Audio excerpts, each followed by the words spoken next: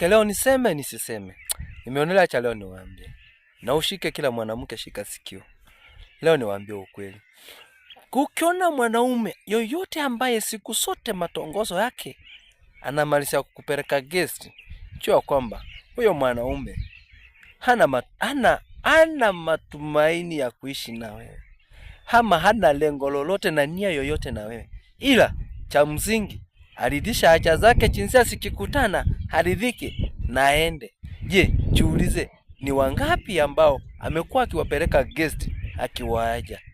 Sipingi kupeleka wanawake guest, lakini unampeleka kwa nia gani? Mbona mwanamke wewe usipelekwe kwake, alafu unasikia anaanza kuleta excuse mingi, anafanya hivi. Huku kwangu nakaa na mdogo wangu, ndugu yangu mdogo, sitaona vizuri kukaa na wewe kwa nyumba tukikula raha, eti yeye amekaa nje angoja tumalize ndio aingie. Uongo mtupu. Mwambie twende ni muone tu, sio lazima tufanye. Uone kama atakasirika. Alikuwa meupe atageuka kuwe mweusi. Prince K aka Babu.